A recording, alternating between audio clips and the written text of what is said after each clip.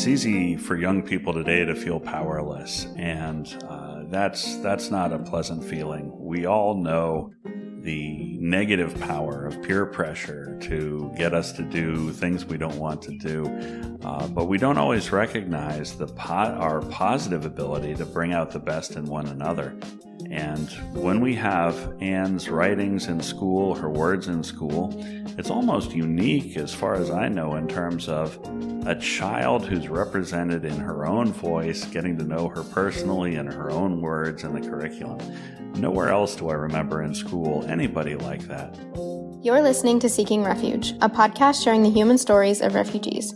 Today we are continuing our conversation with the staff of the Anne Frank Center in Columbia, South Carolina. Our guest for today is Dr. Doyle Stevick. Doyle is the executive director of the Anne Frank Center and is a professor in the education department at the University of South Carolina. Your hosts for this week are me, Aidan Thomason, and I'm really excited to introduce our newest host, Anusha Ghosh.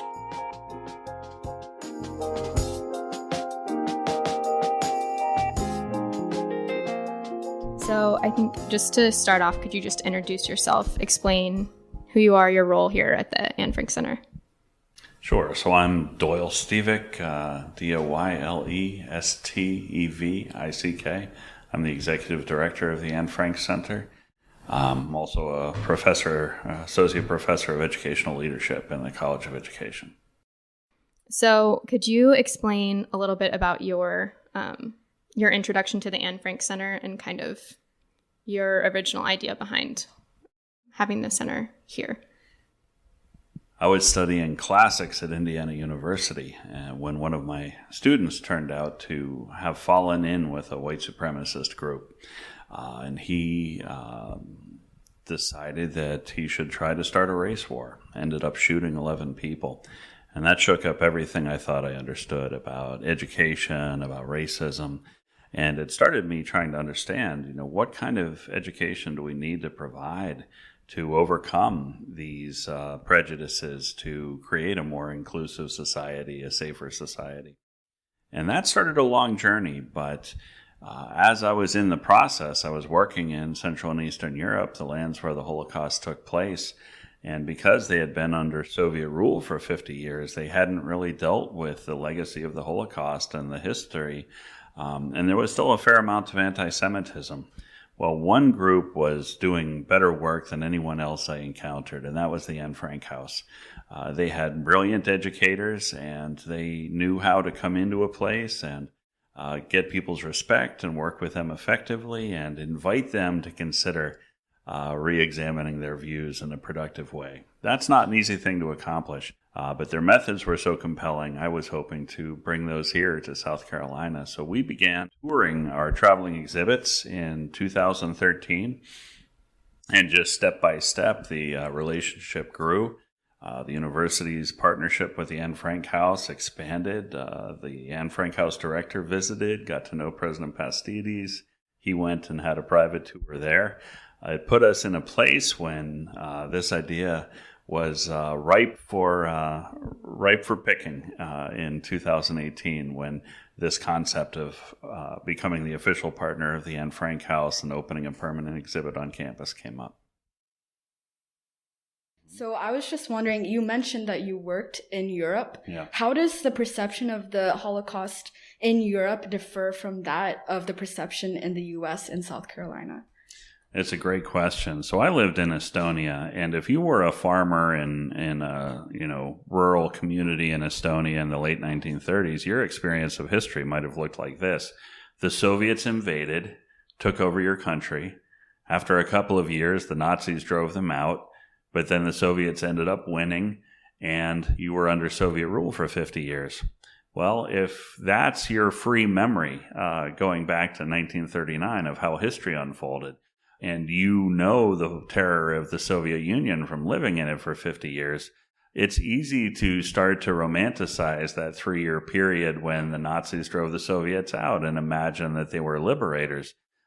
So if you didn't, through that period, get to learn about the Holocaust, if you didn't hear about survivors, if you only knew the Soviet crimes and not the Nazi crimes, that can produce a different way of understanding things. So there's a lot of conversation and historical exploration that needs to happen to overcome that ideological legacy of the communist bloc, and that's just one example of the kinds of challenges that exist. So you were talking about the Anne Frank Center doing better work than a lot of other organizations. So could you kind of describe what they were doing that seemed to be working? Many organizations were coming in with experts to Central and Eastern Europe to tell them what to think and how to do everything. So that often wasn't received well. These were outsiders who didn't necessarily know and appreciate the history, the culture, the language. And so people dislike being told what to do and what to think. The Anne Frank House, on the other hand, they came in and they really got to know people, understand them, work with them, and help them talk to one another about issues. And when you're dealing with Anne Frank, you have one individual story.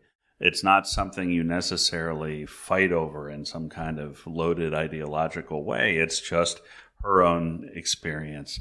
And when you work from that, from sharing stories and experiences, you're able to have a different kind of conversation. The combination of the content and the approaches they took really did allow people to get into difficult territory, think about things in a new way, and maintain good relations across their differences. That's what Otto Frank really believed in and thought could happen, and the people working there have found ways to do that. So that's part of what we're excited to keep going here. Kind of makes me think of what I really like about how the center here tells the story, having heard a tour from both you and Diana before, that it kind of tells a story of something really big and macro that's talked about at the same time that it's talking about one specific family's experience within that. So I guess could you kind of just expand on that storytelling model and why do you think it's effective, why you stand by that? That's exactly right. So the exhibit that was traveling and I first got to know was called Anne Frank, A History for Today. And it simultaneously tells the story of Anne and her family within the context of the rise of the Nazis, the beginning of the World War and the Holocaust. And it helps to have, to be able to see the forest and the trees at the same time. Because if you only have the political context, you may not understand the human experience and what people endured in that process. If you only have the human experience, you may lose understanding of why it happened and why they were put into that situation. But bringing the two together, I think, helps us understand and appreciate both better. And it's really an inspiring model for me. Diana was talking to us, and we want all our listeners to come and have a tour, so we don't want to give too much of the museum away. Sure. But when Diana was talking to us, she was telling us about kind of the Anne Frank family's story of trying to get out of Nazi Germany and ultimately being unable to get farther than the Netherlands. So could you kind of explain more of the macro, what was happening that was preventing them from leaving? Absolutely. So in 1900, there were about 8.9 million Jews in Europe. The Nazis murdered about 6 million of them. So if you were Jewish in Europe, you were more likely to be killed than to survive. Some did by a combination of finding helpers, good fortune. So many stories of survival just seem miraculous to us today because they were simply so extraordinary.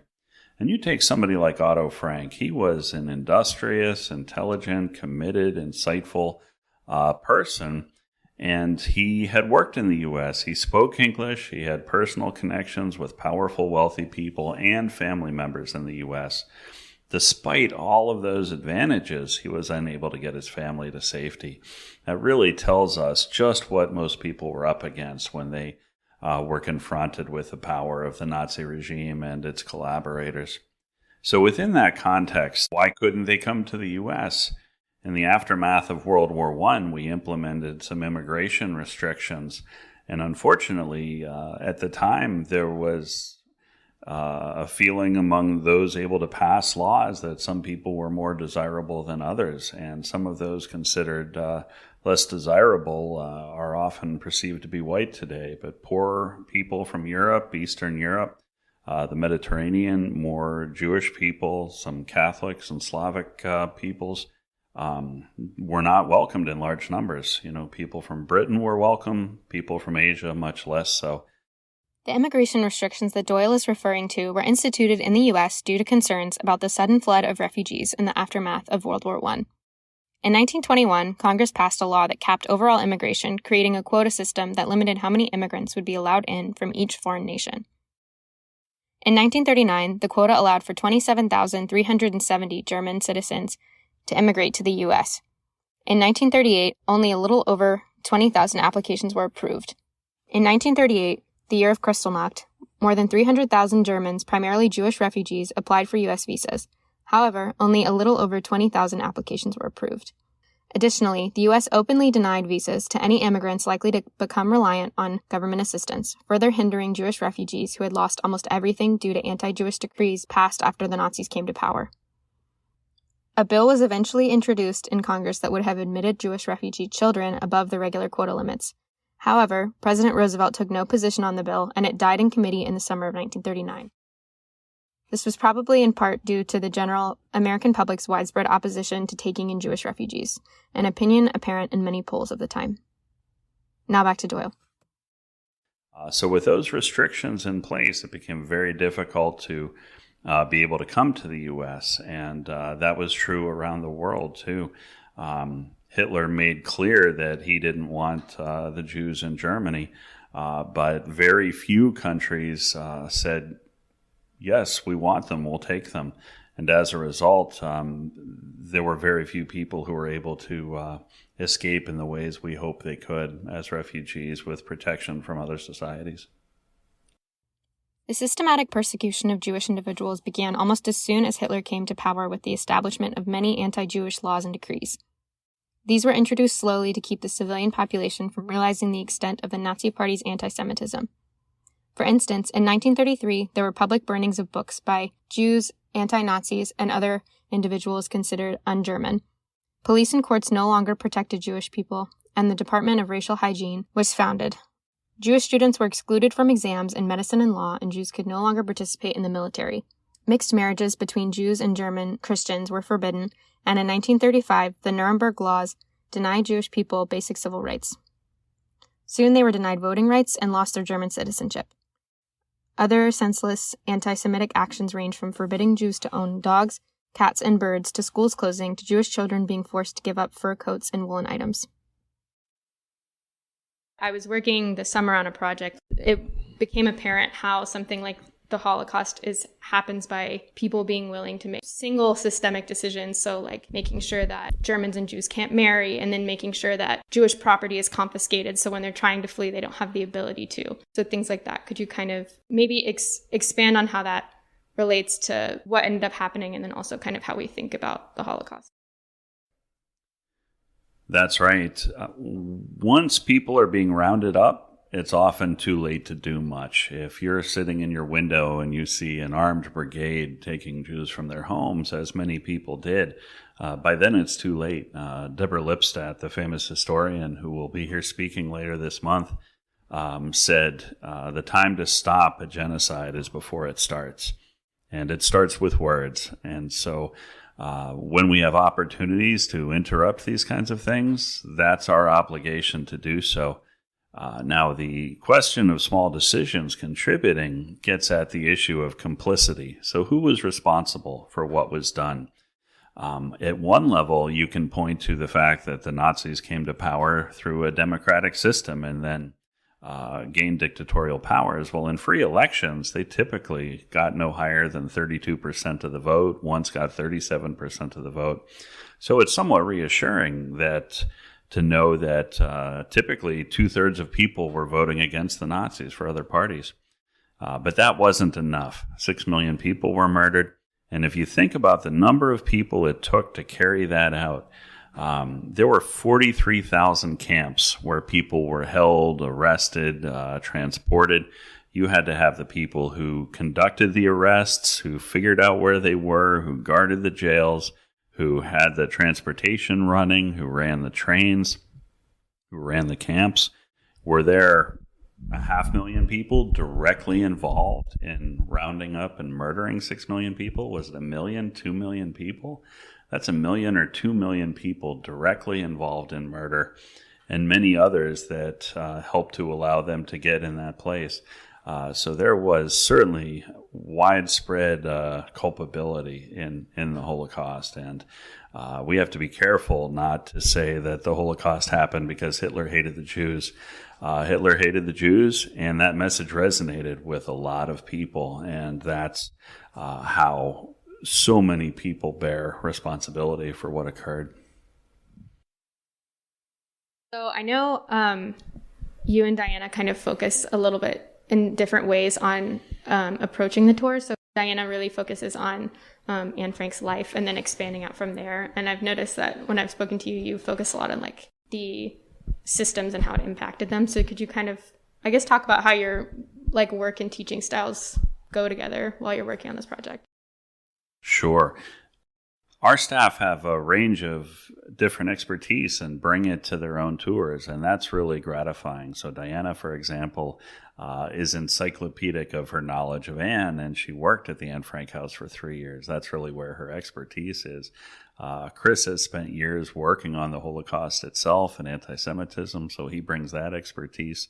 I've been working here in South Carolina for 15 years, so I've been very attentive to the ways in which the aftermath of the Holocaust led to some things starting to change in our own society. So the pathways out of the Holocaust as survivors came to this region, as Black soldiers returned from the war and stood up and helped the civil rights movement get traction, as the whole ideology of racism and eugenics was discredited.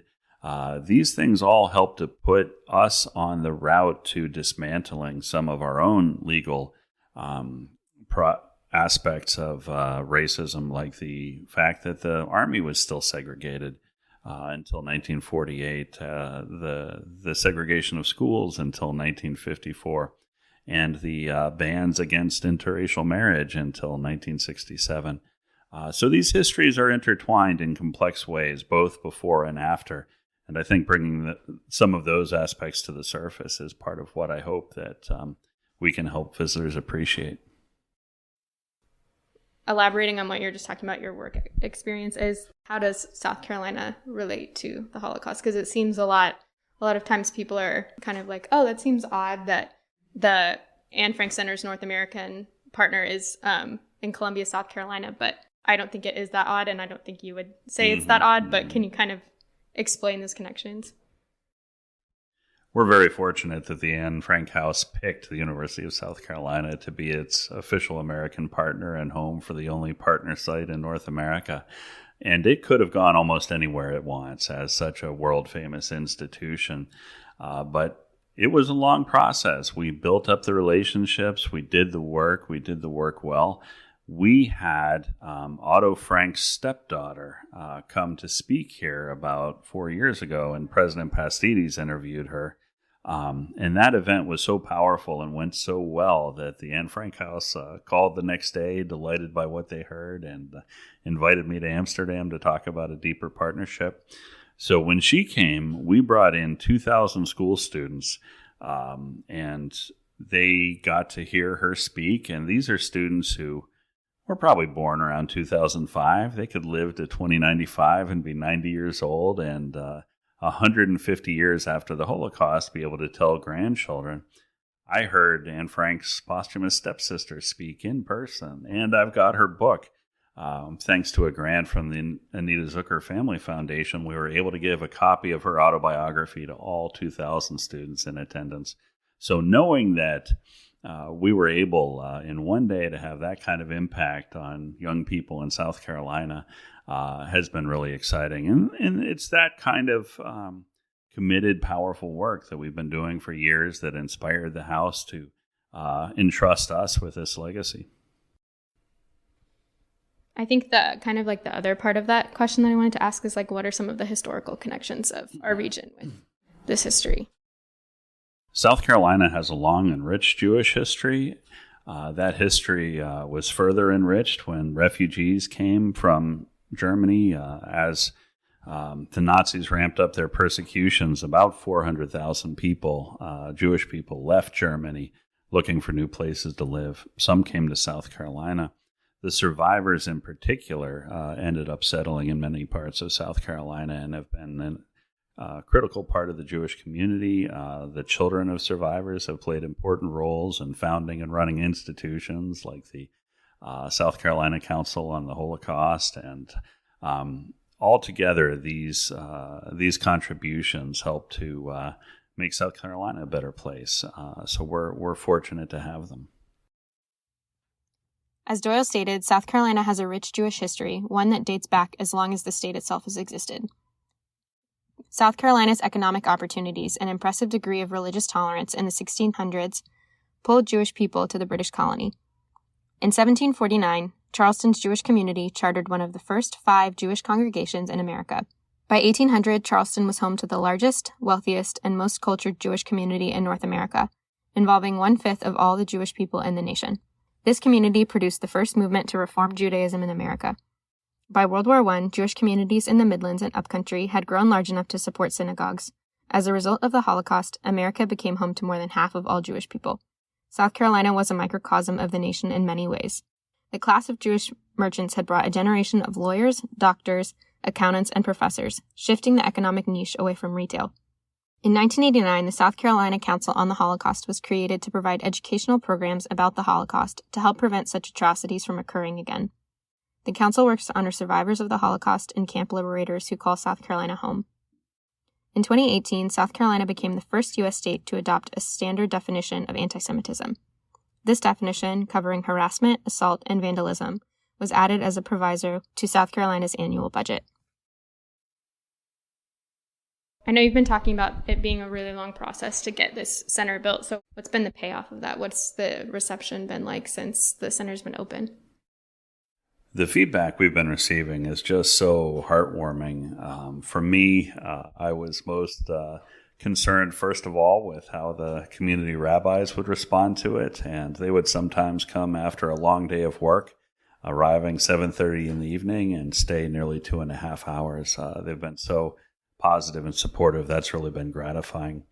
Next was the children of survivors. When they came and just responded so favorably and warmly and supportively, that told me we were really on the right track.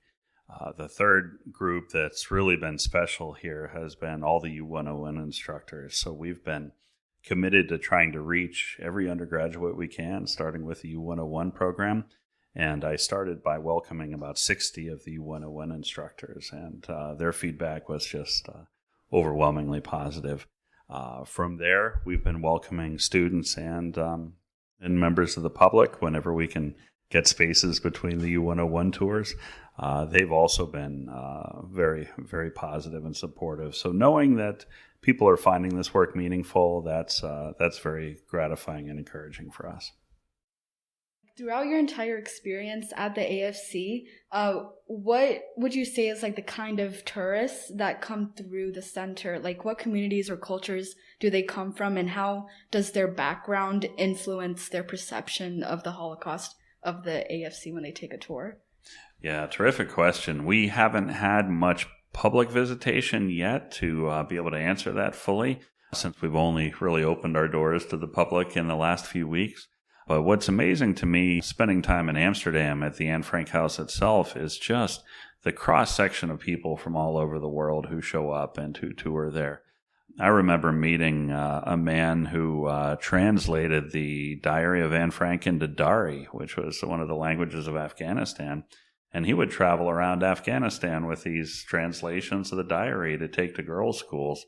And one story I was told about him was he was driving his car through the mountains, and the car broke down, and he had to carry these diaries in suitcases so he didn't lose them.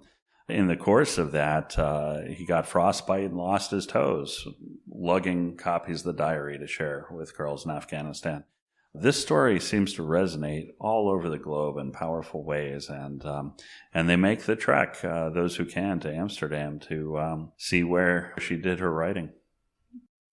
So I know in our past interview, Diana mentioned a link between Martin Luther King and Anne Frank because they were both born during the same year and they both face discrimination. I was just wondering, at the AFC, if you have, what other human rights or political events have you interacted with? wherever we have the exhibit, it ends up in dialogue with local history. And that's because those are the experiences people bring to the table and the lenses they use to see. One of the fascinating things when German Jewish professors who were refugees came to work at historically black colleges and universities, if they were in small towns where nobody had ever met a Jewish person, the local people used their own lenses to try to figure out who they were. And they were asking, are they white people or are they black people? And they didn't fit easily into that box. But it didn't stop people from trying to put them in those boxes. And only a few were able to step back and say, hey, maybe there's something wrong with our lenses that we have to re-examine. Maybe our boxes aren't quite right. So these are aspects of history that we can use to draw connections and just show parallels. So there's no causal link necessarily between the population of African Americans in 1900, which was 8.8 million and concentrated in the South, and the fact that the Jewish population of Europe was concentrated in Poland and Eastern Europe and numbered about 8.9 million. But those coincidences of the similar numbers help us to remember both. And the regional concentration has different causes, but being able to acknowledge those coincidences can also invite us to consider some of the issues underneath them. And that's where having histories and dialogue can be very productive. This is my last question, I promise. Sure. So the Holocaust was a major global event that displaced a lot of people and produced a lot of refugees. I was just wondering, what other refugee events are similar to the Holocaust that you can think of? What connections could they have? Well, the Holocaust was, as the state-organized attempt to murder every single person, every single Jewish person in Europe, unprecedented in that nature and really unique in that element. So there aren't parallels in that sense that are so deep, but the number of people displaced from violence, from genocide all over the world is extraordinary. And when David Beasley was here, he accepted the Nobel Peace Prize. He was South Carolina's governor, and he spoke here recently, and he is running the World Food Program. And he said they feed 130 million people a day with the World Food Program. There are a lot of people in vulnerable positions right now for a lot of reasons. And the scale of the challenges people are facing right now is just so large as to be hard to comprehend. But it's wonderful for all of us that people like David Beasley are out there trying to make a difference for those people. And I'm always afraid that when we acknowledge the scale of the problem, we can be deterred from acting. But every meal feeds somebody. So the little things we do add up. I can't solve world hunger, but I can make a contribution, and we all can. And if we all contribute together, then we can really produce some positive change for people who need it. I think kind of going off of that, we've kind of been getting at this the whole time. So what do you think the importance of continuing to teach Holocaust history in the present, and specifically teaching Anne's legacy? Otto Frank said that it's important we learn not just history lessons, but the lessons of history too. Part of what we try to do is learn about the Holocaust and learn from the Holocaust. These are important things to do in part because the Holocaust in some ways functions like a capstone topic for students. It doesn't fit easily into the curriculum because it's so complex, so difficult. It's hard to race through it in 2 or 3 days in a history course and feel that you've done it justice. In fact, when you study the Holocaust, what you're dealing with is just a profound assault on the truth. From before the Nazis were around, there's a long history of anti-Semitism, religious anti-Semitism, terrible violence against Jews, especially in Central and Eastern Europe. Before the Nazis came along, about 150,000 Jews were murdered in pogroms, and it was based on these lies, these anti-Semitic lies. Well, you pile that on with conspiracy theories, and that's what the Protocols of the Elders of Zion was, a document that has been translated and believed in all over the world is just an utter nonsense forgery, but more lies. And then when the Nazis come along, you have the application of propaganda to an extreme degree. You've got indoctrination and just open lies. And when they started to lose the wars, they tried to destroy the evidence, blow up camps and gas chambers and conceal what they'd done. And when they weren't successful after the Holocaust, you had a whole movement of Holocaust denial on top of it. So almost unique to any subject I've seen has been just a pervasive assault on truth from beginning to end. So we need to deal with it with care, with depth, and consider the evidence for what happened. Because if we don't produce a culture of evidence, convince people to ask, well, how do we know? Then the deniers will have as much persuasive ability as the people telling the truth. We need people to be able to navigate between the lies and the truth, and asking, well, how do we know, is the surest course to point them in the right direction. So Anne, a lot of quotes from her diary are very focused on making the world a better place. I remember there's one, and I know I'm misquoting it, but where she was basically saying, I don't understand why people are so bad and allow bad things to continue, why people are allowed to go hungry and cold. So how do you think Anne would approach understanding that they're different than what specifically happened to her family? How do you think she would approach human rights violations that we see today? Mm-hmm. Well, Anne was a refugee. She lost her German citizenship, had to move to a new country to survive, and then when the threat followed her to the Netherlands, had to go into hiding. So she became completely dependent on the goodwill of a handful of people to supply them with food, to keep them apprised of what was happening, to help keep their spirits up. So she knew that action was urgent, action was essential, and upstanders are absolutely critical. Now, part of the challenge is that there were many heroic individuals in the era of the Holocaust and saved many lives, and even though Anne's life wasn't saved, they did manage to protect her for 2 years, which was an achievement given all the challenges they faced. A tragic ending, but a committed, noble effort. The problem is there simply were not enough upstanders, and there never will be. It's simply too frightening to rely on a handful of heroic individuals to make the difference we need in society. Instead, we have to confront the fact that we need a moral consensus together, that we have to stand up together, because it's hard to swim upstream. But if we all agree that we need to stand up together, then it gets a little easier, because you know that if you stand up, I've got your back, and I know if I stand up, you've got mine. And we agree that we should stand up together. Then we're not swimming upstream anymore. Then we are the stream. And if we can achieve that moral consensus, then that's a cultural change. And I think that's what we need to achieve what we need to achieve. We need to build a community of upstanders. And I think Anne's insights help us appreciate just why that's so critical. Yeah, that was something we talked about with Diana at one of our training sessions, where we looked at a bunch of quotes from Anne, and we're looking at all of the different hats that she wore in her writing, even just as a 13, 14, 15-year-old girl, all of the different ways that she was thinking. Her writing was really just transcendent. That's why it's lasted for so many decades. But that's right. I guess just my final question to you would just be, do you have any other thoughts or any things you'd like to share that we haven't already talked about? Sure. It's easy for young people today to feel powerless, and that's not a pleasant feeling. We all know the negative power of peer pressure to get us to do things we don't want to do, but we don't always recognize our positive ability to bring out the best in one another.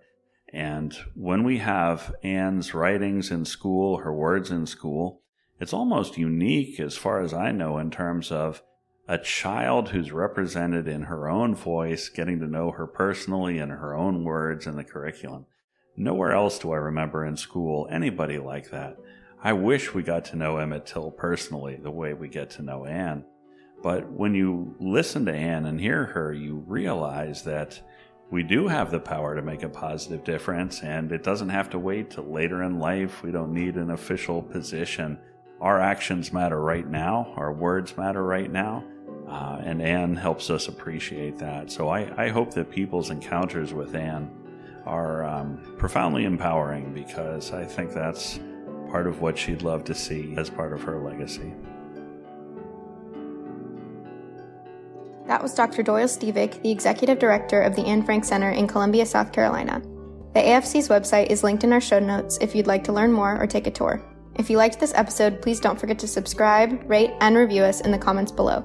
If you'd like to get in touch with us, you can email us at seekingrefugepodcast@gmail.com or sosrpa@mailbox.sc.edu. You can find us on social media at Refuge Podcast on Twitter, Instagram, and Facebook. As always, thank you so much for listening, and we'll see you in the next one.